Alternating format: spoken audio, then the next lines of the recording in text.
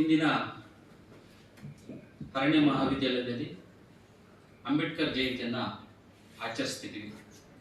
ಈ ಕಾರ್ಯಕ್ರಮದ ಈ ವೇದಿಕೆಯಲ್ಲಿ ಅಧ್ಯಕ್ಷತೆಯನ್ನು ವಹಿಸಿರುವಂಥ ಡಾಕ್ಟರ್ ಜಡೇಗೌಡ್ರೆ, ಈ ಕಾರ್ಯಕ್ರಮದಲ್ಲಿ ಉಪಸ್ಥಿತರಿರುವಂತಹ ನಮ್ಮ ಸಹಾಯಕ ಪ್ರಾಧ್ಯಾಪಕರಾದ ಮಂಜುನಾಥ್ರವರೇ, ವೇದಿಕೆಯ ಮುಂಭಾಗದಲ್ಲಿರುವಂತಹ ನನ್ನೆಲ್ಲ ವಿದ್ಯಾರ್ಥಿ ಸ್ನೇಹಿತ ಮಿತ್ರರೇ,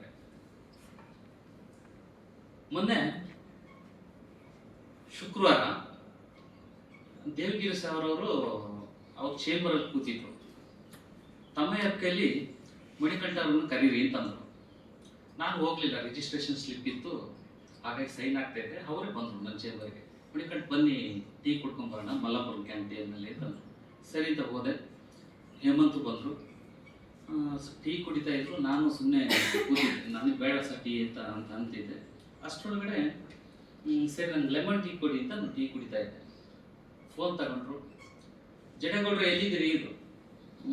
ಸರ್ ನಾನಿಲ್ಲಿ ಇದ್ದೀನಿ. ಏನು ಸರ್ ಸಮಾಚಾರ ಅಂತ. ನೋಡಿ, ಸೋಮವಾರ ನಾನು ಅಂಬೇಡ್ಕರ್ ಜಯಂತಿಗೆ ಹೇಮಂತರ ಕೈಲೆಲ್ಲ ಹೇಳಿದ್ವಿ ವ್ಯವಸ್ಥೆ ಮಾಡಲಿಕ್ಕೆ, ನೀವು ಆ ಪ್ರೋಗ್ರಾಮನ್ನು ಅರೇಂಜ್ಮೆಂಟ್ ಮಾಡಿ, ಜೊತೆಗೆ ಈ ಕಾರ್ಯಕ್ರಮವನ್ನು ಚೆನ್ನಾಗಿ ಮಾಡಿ ಅಂತ ಅಂದರು. ಅದ್ರ ಜೊತೆಗೆ ನಾನು ಈ 2 ಸೀಟ್ ಕುಡ್ದಿದ್ದೀನಿ ಅಷ್ಟೇ. ಈ ಕಾರ್ಯಕ್ರಮದಲ್ಲಿ ಮುಖ್ಯ ಅತಿಥಿಯಾಗಿ ಯಾರನ್ನು ಕರೆಯೋದು ಬೇಡ, ಹೊರಗಡೆಯಿಂದ ಮಣಿಕಂಠವ್ರ ಕೈಲೇ ಮಾತಾಡಿಸ್ಬಿಡಿ ಅಂತಂದು. ಟೀ ಕುಡಿದ್ರೂ ಹಂಗೆ ಸೈಲೆಂಟಾಗಿ ಇಟ್ಬಿಟ್ಟೆ. ಹೇಳಲಿಲ್ಲ ಕೇಳಲಿಲ್ಲ, ಸಡನ್ ಆಗಿ ಹೇಳ್ಬಿಟ್ರು. ಏನಪ್ಪ ಹಿಂಗೆ ಹೇಳ್ತಿದಾರಲ್ಲ ಅಂದ್ಬಿಟ್ಟು, ಸರ್ ನನ್ಗೆ ಹೇಳ್ತಿದ್ದೆ. ಇಲ್ಲ ನೀವು ಮಾತಾಡಿ ರೇ, ಮೊನ್ನೆ ನಾನು ಮಹಾವೀರ ಜಯಂತಿಯಲ್ಲಿ ನಾನೇ ಹೋಗಿ ಸುಮ್ಮನೆ ಡೈರೆಕ್ಟ್ ಮಾತಾಡಿದ್ದೀನಿ, ಮಾತಾಡ್ರಿ ಅಂಬೇಡ್ಕರ್ ಬಗ್ಗೆ ಅಂತಂದ್ರೆ.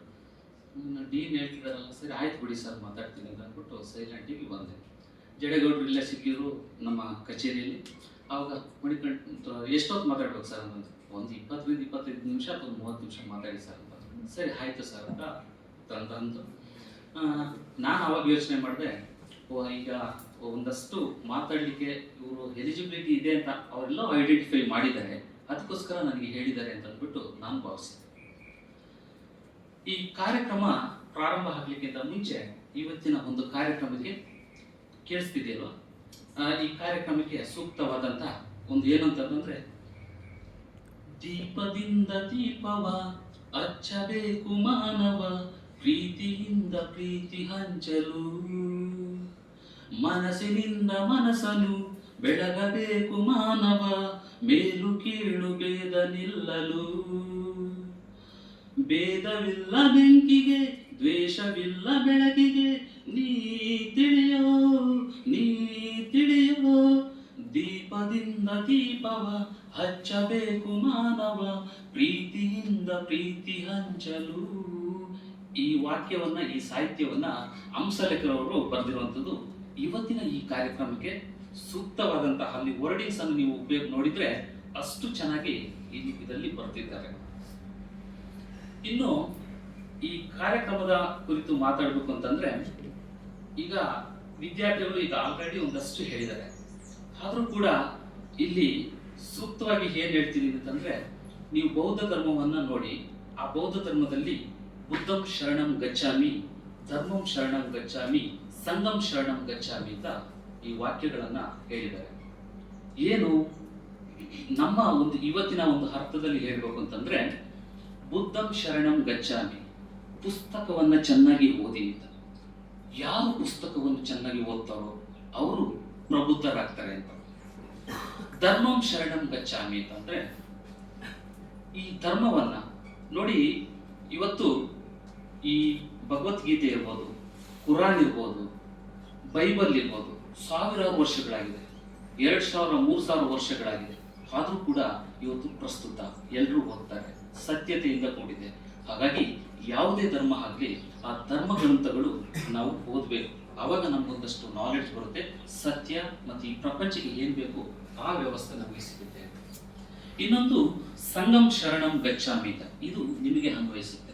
ಏನು ಅಂತಂದ್ರೆ, ನಾವು ವಿದ್ಯಾರ್ಥಿಗಳಾಗಿದ್ದೀವಿ. ಈ ವಿದ್ಯಾರ್ಥಿಗಳು ನಾವು ಒಳ್ಳೆಯವರ ಸಂಘವನ್ನ ಇಲ್ಲಿ ಸೇರಬೇಕು.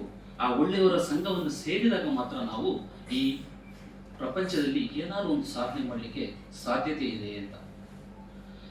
ಇನ್ನು ಒಂದು ಮಾತು ನಾನು ಏನ್ ಹೇಳ್ತಿದ್ದೀನಿ ಅಂತಂದ್ರೆ, ನೀನು ತಲೆ ತಗ್ಗಿಸಿ ಓದು, ಪ್ರಪಂಚದಲ್ಲಿ ತಲೆ ಎತ್ತುವಂತೆ ಮಾಡುತ್ತದೆ. ನೀನು ತಲೆ ತಗ್ಗಿ ಮೊಬೈಲ್ ಅನ್ನು ನೋಡಿದರೆ ಮುಂದೆ ಯಾವತ್ತು ತಲೆ ಎತ್ತದಂತೆ ಮಾಡುತ್ತದೆ ಅಂತ. ಹಾಗಾಗಿ ನಾವು ಪುಸ್ತಕವನ್ನು ಯಾವಾಗ ನಾವು ತಲೆ ತಗ್ಗಿಸಿ ನೋಡ್ತೀವಿ ಅವಾಗ ನಾವು ಈ ಪ್ರಪಂಚದಲ್ಲಿ ನಾವೇನಾದ್ರು ಈ ಅಂಬೇಡ್ಕರ್ ಅಂತೆ ನಾವು ಗುರುತಿಸ್ಕೊಳ್ಳಿಕ್ಕೆ ಸಾಧ್ಯತೆ ಇದೆ ಅಂತ. ನಾವು ಎಲ್ಲರೂ ಇವತ್ತಿನ ದಿವಸದಲ್ಲಿ ಮೊಬೈಲ್ಗಳಿಗೆ ಅಡಿಕ್ಟ್ ಆಗಿದ್ವಿ, ಸಾಮಾಜಿಕ ಜಾಲತಾಣಗಳಿಗೆ ಅಡಿಕ್ಟ್ ಆಗಿದ್ವಿ, ಓದೋದ್ರಲ್ಲಿ ಕಡಿಮೆ ಆಗಿದ್ವಿ, ಮೊಬೈಲ್ ಅಲ್ಲಿ ಜಾಸ್ತಿ ಆಗಿದ್ವಿ. ಹಾಗಾಗಿ ನಾವು ತಲೆ ಎತ್ತದೇ ಇಲ್ಲ, ಹಾಗೆ ಉಳ್ಕೊಂಡ್ಬಿಡ್ತೀವಿ ಅಂತ. ಇದು ಇನ್ನೊಬ್ರು ಈ ಶಂಕರ್ ಬೆಳ್ಳುಬ್ಬಿ ಅಂತ ಒಬ್ರು ಕೇಳಿರ್ಬೋದೇನೋ. ನಮ್ಮ ಉತ್ತರ ಕರ್ನಾಟಕದಲ್ಲಿ ಅವರು KS ಅಧಿಕಾರಿಯಾಗಿ ಇವತ್ತು IAS ಅಧಿಕಾರಿಯಾಗಿ ತುಂಬಾ ಬಡತನದಿಂದ ಬಂದಂತವ್ರು. ಅವರೊಂದು ವಿಚಾರವನ್ನು ಹೇಳ್ತಾರೆ, ಆಚಾರಕ್ಕೆ ಅರಸಾಗು, ನೀತಿಗೆ ಪ್ರಭುವಾಗು, ಮಾತಿಗೆ ಚೂಡಮಣಿಯಾಗು ಕಂದಯ್ಯ, ಜ್ಯೋತಿಯಾಗು ಜಗಕ್ಕೆಲ್ಲ.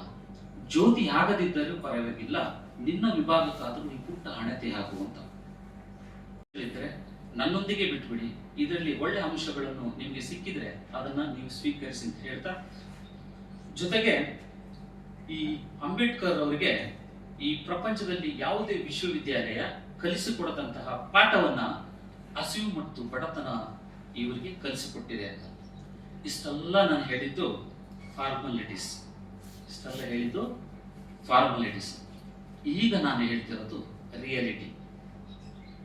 ಒಂದು, ಈಗ ಈ ಮಕ್ಕಳೆಲ್ಲ ಮಾತಾಡಿದ್ರು, ಹೀಗೆಲ್ಲ ಮಾತಾಡಿದ್ದಾರೆ, ಕೆಲವೊಂದಷ್ಟು ವಿಷಯಗಳನ್ನ ಹೇಳಿದ್ದಾರೆ. ಅಲ್ಲಿ ಕೆಲವು ಹೇಳಿದಾಗ ಅಲ್ಲಿ SK ಬೋಲೆ ಅಂತ ಒಬ್ರು ಬರ್ತಾರೆ, KA ಕೆಲಸ್ಕರ್ ಅಂತ ಒಂದು ಬರ್ತಾರೆ, ಈ ಪ್ರಾಥಮಿಕ ಆ ಬಾಲ್ಯದ ಒಂದು ದಿನಗಳಲ್ಲಿ ಬರ್ತಾರೆ. ಅವರು ಈ ಕೆಲಸ್ಕರ್ ಅಂತ ನಾನು ಹೇಳಿದ್ನಲ್ಲ, ಅವರು ಇವರಿಗೆ ಬೌದ್ಧ ಧರ್ಮದ ಒಂದು ಪುಸ್ತಕವನ್ನು 10ನೇ ಕ್ಲಾಸಲ್ಲಿ ಅವರು ಪಾಸ್ ಆಗಕ್ಕೆ 1907ರಲ್ಲಿ ಕೊಡ್ತಾರೆ. ಅದ್ರ ಜೊತೆಗೆ 1906ರಲ್ಲೇ ಅವರು ಈ ರಮಾದೇವಿಯವರನ್ನ ಮದುವೆ ಆಗಿರ್ತಾರೆ. ಅದ್ರ ಬಗ್ಗೆ ನಾನು ಹಿನ್ನೆಲೆಯನ್ನು ಹೇಳಲ್ಲ. ಅಲ್ಲಿ ಏನು ಹೇಳಲಿಲ್ಲ ಅಂತಂದ್ರೆ, ಅಲ್ಲಿ 1912ರಲ್ಲಿ ಕೆಲವೊಂದಷ್ಟು ಇವ್ರೇನು ಗೊತ್ತಿರ್ತಾರೆ ಆ ಸಂದರ್ಭದಲ್ಲಿ ಪ್ರೊಫೆಸರ್ ಮುಲ್ಲರ್ ಅಂತ ಅಂದ್ಬಿಟ್ಟು ಈ ಬಾಂಬೆಯಲ್ಲಿ ಎಲ್ಫಿನ್ಸ್ಟನ್ ಕಾಲೇಜಿನಲ್ಲಿ ಅವ್ರಿಗೊಂದು ಸಹಾಯವನ್ನು ಮಾಡ್ತಾರೆ, ಹೆಲ್ಪ್ ಮಾಡ್ತಾರೆ. ಅದ್ರ ಜೊತೆಗೆ ಮುಂದುವರಿತಾ ಬಂದ್ರೆ 1913ರಲ್ಲಿ ಆಲ್ರೆಡಿ ಅಮೆರಿಕದ ಕೊಲಂಬೋ ಯೂನಿವರ್ಸಿಟಿಗೆ ನ್ಯೂಯಾರ್ಕ್ ನಲ್ಲಿದೆ, ಅಲ್ಲಿಗೆ ಹೋಗ್ತಾರೆ. ಅಲ್ಲಿ ಹೋದಾಗ ಅಲ್ಲಿ ನೋಡಿ ಅವ್ರು ಎಷ್ಟು ಭಾಷೆಗಳನ್ನು ಕಲಿತಾರೆ ಅಂದ್ರೆ, ಈ ಅರ್ಥಶಾಸ್ತ್ರ ಕಲಿತಾರೆ, ಇತಿಹಾಸ ಕಲಿತಾರೆ, ತರ್ಕಶಾಸ್ತ್ರ ಕಲಿತಾರೆ, ಪೊಲಿಟಿಕಲ್ ಸೈನ್ಸ್ ಕಲಿತಾರೆ, ಸಮಾಜಶಾಸ್ತ್ರ ಕಲಿತಾರೆ, ಇದೆಲ್ಲ ಅಲ್ಲಿ ಕಲಿತಾರೆ. 1915ರಲ್ಲಿ ಅದನ್ನೆಲ್ಲ ಮಾಸ್ಟರ್ ಡಿಗ್ರೀಸ್ ಅನ್ನು ಮುಗಿಸಿ 1916ರಲ್ಲಿ ಅವ್ರು ಏನ್ ಮಾಡ್ತಾರೆ ಅಂತಂದ್ರೆ ಡಾಕ್ಟರ್ ಆಫ್ ಫಿಲಾಸಫಿ ಅಂದ್ಬಿಟ್ಟು ಅಲ್ಲಿ ಮುಗಿಸ್ತಾರೆ. ಆ ಸಂದರ್ಭದಲ್ಲಿ ಅವರಿಗೆ ಎಡ್ವಿನ್ ಕ್ಯಾನನ್ ಅಂತ ಅಂದ್ಬಿಟ್ಟು ಅವರು ಮತ್ತೆ RA ಸೆಲಿಗಮ್ ಅಂತ ಇನ್ನೊಬ್ರು ಜಾನ್ ಡಿವೆ ಅಂತ, ಇವ್ರು 3 ಜನ ತುಂಬಾ ಹೆಲ್ಪ್ ಮಾಡ್ತಾರೆ. ಅದರಲ್ಲಿ ಎಡ್ವಿನ್ ಕ್ಯಾನನ್ ರವರು ಇವರು PhD ಮಾರ್ಗದರ್ಶಕರಾಗಿ ಕೂಡ ಕೆಲಸ ಮಾಡ್ತಾರೆ. ಇದ್ರ ಜೊತೆಗೆ ಅಲ್ಲಿ ಈ ಸಯ್ಯಾಜಿರಾವ್ ಗಾಯಕ್ವಾಡ್ ಅಂತ ಬರೋಡದ ಮಹಾರಾಜರು ಇರ್ತಾರೆ. ಆ ಮಹಾರಾಜರು ಇವ್ರಿಗೆ ಹೇಳಿರ್ತಾರೆ, ಸ್ಕಾಲರ್ಶಿಪ್ ಮೇಲೆ ನೀನು ನ್ಯೂಯಾರ್ಕಿಗೆ ಕೊಲಂಬೋ ಯೂನಿವರ್ಸಿಟಿಗೆ ಯೋಗ್ಯ ವಿದ್ಯಾರ್ಥಿಗಳನ್ನ ಮಾತ್ರ ಕಳಿಸಿರ್ತಾರೆ. ಅಂತದ್ರಲ್ಲಿ ಇವರು ಕೂಡ ಹೋಗಿರ್ತಾರೆ, ಅಲ್ಲಿ ಕಲಿತಾರೆ. ಕಲ್ತ್ಬಿಟ್ಟು ಅವರ ಟರ್ಮ್ ಮುಗ್ದಿರುತ್ತೆ, ಆಮೇಲೆ ವಾಪಸ್ ಬರಬೇಕು ಅನ್ನೋದ್ರೊಳಗಡೆ ಇನ್ನೂ ಒಂದು ಸ್ವಲ್ಪ ದಿವಸ ಉಳಿದಿರುತ್ತೆ. ಅವ್ರು ಸೀದಾ ಲಂಡನ್ಗೆ ಹೋಗ್ತಾರೆ, ಇಂಗ್ಲೆಂಡಿನ ಲಂಡನ್ಗೆ ಹೋಗ್ತಾರೆ. ಆ ಲಂಡನ್ ನಲ್ಲಿ ಮತ್ತೆ ಅವರು ಅಲ್ಲಿ ಅರ್ಥಶಾಸ್ತ್ರ ಮತ್ತೆ ಪೊಲಿಟಿಕಲ್ ಸೈನ್ಸ್ ಅಂತೀವಿ, ರಾಜ್ಯ ನೀತಿ ಅಂತೀವಿ, ಈಗ ರಾಜ್ಯಶಾಸ್ತ್ರ ಅಂತ ಕರಿತೀವಿ. ಅದಕ್ಕೆ MSc ಅವರು ಅಡ್ಮಿಷನ್ ಆಗ್ತಾರೆ. ಯಾವ್ರಲ್ಲಿ? ಈಗ ನಾವು London school of economics and political science ಇಲ್ಲಿ ಅಡ್ಮಿಷನ್ ಆಗ್ತಾರೆ. ಅದ್ರ ಜೊತೆಗೆ ಲಾ ಪದವಿಗೂ ಕೂಡ ಅಲ್ಲಿ ಹೆಚ್ಚುವರಿಯಾಗಿ ಜಾಯ್ನ್ ಆಗ್ತಾರೆ. ಇದು ಅದೊಂದಷ್ಟು ಬೇಸಿಕ್ಗಳು. ಅದಾದ್ಮೇಲೆ ಅವರು 16ರಲ್ಲಿ ವಾಪಸ್ ಬರ್ತಾರೆ. ಬಂದ ಲೆಫ್ಟಿನೆಂಟ್ ಗವರ್ನರ್ ಆಗಿ ಸೈನ್ಯದಲ್ಲಿ ಒಂದಷ್ಟು ಕೆಲಸಗಳನ್ನು ಮಾಡ್ತಾರೆ. ಈ ಕೆಲಸಗಳು ಮಾಡಿದಾಗ 15 ದಿವಸ ಅವ್ರು ಹೇಳ್ದಂಗೆ ಅಲ್ಲಿ ಆಗಲ್ಲ, ಮತ್ತೆ ಅವ್ರು ಬಿಟ್ಟು ಬರ್ತಾರೆ. ಬಿಟ್ಟು ಬಂದು ಮತ್ತೆ ಅಲ್ಲಿ ಆ ಲಂಡನ್ ಇಂದ ಬರೋದಿಗೆ ಅವರು ಶಿಕ್ಷಕರಿಗೆ ಆಲ್ರೆಡಿ ಹೇಳಿರ್ತಾರೆ, ನಾನು ಮುಂದೆ 4 ವರ್ಷ ಕಳೆದು ನಾನು ಬರ್ತೀನಿ, ಹಾಗಾಗಿ ಈ ಸೀಟನ್ನು ಕ್ಯಾನ್ಸಲ್ ಮಾಡಬಾರ್ದು ಅಂತ ಹೇಳಿರ್ತಾರೆ. ನಂತರ ವಾಪಸ್ ಹೋಗ್ತಾರೆ, ಮತ್ತೆ ಲಂಡನ್ ಸ್ಕೂಲ್ ಆಫ್ ಎಕನಾಮಿಕ್ಸ್ ಅಲ್ಲಿ ಮತ್ತೆ MSc ಮಾಡ್ತಾರೆ, PhD ಮಾಡ್ತಾರೆ, ಅವೆಲ್ಲ ಒಂದೊಂದು ಸೈಡ್. ಆ 1900 ಅಲ್ಲಿಂದ ಸ್ಟಾರ್ಟ್ ಆಗುತ್ತೆ, 23ವರೆಗೆ ಸ್ಟಡಿನೇ ಆಗುತ್ತೆ. ಆದರೆ 27ರಲ್ಲಿ ಪ್ರಪ್ರಥಮವಾಗಿ ಅವರೊಂದು ಈ ಸಮಾಜದಲ್ಲಿ ಒಂದು ಸಾಧನೆಯನ್ನು ಮಾಡೋದು ಅಂತಂದ್ರೆ, ಆವಾಗ ಚೌಡರಕೆರೆ ಒಂದು ಏನಿದೆ ಅಲ್ಲಿ ಸಾರ್ವಜನಿಕ ನೀರನ್ನು ಮೂಡ್ತಾರೆ. ಮತ್ತೆ 1930ರಲ್ಲಿ ಈ ದೇವಸ್ಥಾನವನ್ನು ಪ್ರವೇಶ ಮಾಡ್ತಾರೆ. ಇಲ್ಲಿಂದ ನಾನು ಮುಂದಕ್ಕೆ ಇನ್ನೇನು ಹೇಳಕ್ ಹೋಗಲ್ಲ. ಮುಂದಕ್ಕೆ ಹೋದಂತಂದ್ರೆ ನಾನು ಏನು ಹೇಳಿಲ್ಲ ಅದನ್ನ ಮಾತ್ರ ಹೇಳ್ಬಿಟ್ಟು ನಾನು ನನ್ನ ವಿಷಯಕ್ಕೆ ಬರ್ತೀನಿ. ಅಲ್ಲಿ 1950ರಲ್ಲಿ ಇವರು ಕಾನೂನು ಸಚಿವರಾಗಿ ಏನು 47ರಲ್ಲಿ ಇವರು ನೆಹರು ಸರ್ಕಾರದಲ್ಲಿ ಇರ್ತಾರೆ. 1950ರಲ್ಲಿ ಇವ್ರು ಏನ್ ಮಾಡ್ತಾರೆ ಅಂತಂದ್ರೆ ಒಂದಷ್ಟು ಕೆಲಸಗಳನ್ನ ಮಾಡಿ 51ರಲ್ಲಿ ಈ ಶ್ರೀಲಂಕಾದ ಕ್ಯಾಂಡಿಗೆ ಹೋಗ್ತಾರೆ. ಅಲ್ಲಿ ಬೌದ್ಧ ಧರ್ಮದ ಒಂದು ಪ್ರಚಾರಕ್ಕೆ ಹೋಗ್ತಾರೆ. ಆಮೇಲೆ 53, 54 ಇದರಲ್ಲೆಲ್ಲ ಒಂದಷ್ಟು ಕೆಲಸಗಳು ಮಾಡ್ತಾರೆ. ಬಿಡಿ 55 ಆಗುತ್ತೆ. ಅಲ್ಲಿ 1952 ಜೂನ್ 15ರಂದು ಕೊಲಂಬಿಯಾ ಯೂನಿವರ್ಸಿಟಿ ಡಾಕ್ಟರೇಟ್ ಆಫ್ ಪದವಿಯನ್ನು ಕೊಡ್ತಾರೆ. ಗೌರವ ಡಾಕ್ಟರೇಟ್ ಪದವಿಯನ್ನು ಕೊಡುತ್ತೆ. ಯಾವುದರಲ್ಲಿ? ಕಾನೂನಲ್ಲಿ. ಆಮೇಲೆ ಉಸ್ಮಾನಿಯಾ ಯೂನಿವರ್ಸಿಟಿ 1953 ಜನವರಿ 12ಕ್ಕೆ ಮತ್ತೆ ಅವರಿಗೆ ಡಾಕ್ಟರೇಟ್ ಪದವಿಯನ್ನು ಕಾನೂನಲ್ಲಿ ಕೊಡುತ್ತೆ. ಇದು ಅವ್ರಿಗೆ ಸಂಬಂಧಪಟ್ಟಂತ ಒಂದಷ್ಟು ಬೇಸಿಕ್ ಇನ್ಫಾರ್ಮೇಶನ್.